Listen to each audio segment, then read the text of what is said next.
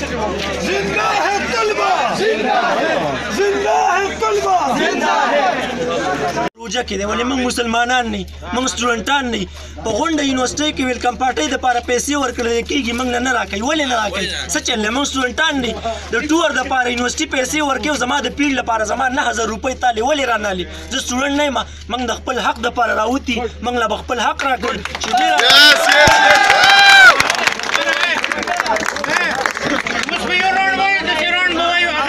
کو خبرې ته وړې مې سټوډنټ کولی شي او کو سم والو ته وړې مې سټوډنټ کولی شي خبره به راڅه په خبرو کوي موږ له دې په ریټن پام کې راکړي نه د ایګزام نه انکار کوم نه د هېڅ نه انکار کوم 2000 دی والي 3000 دی والي 9000 روپۍ به زه ورکړم دی به ورکړي بل به ورکړي په دې کې زه د خپل بیت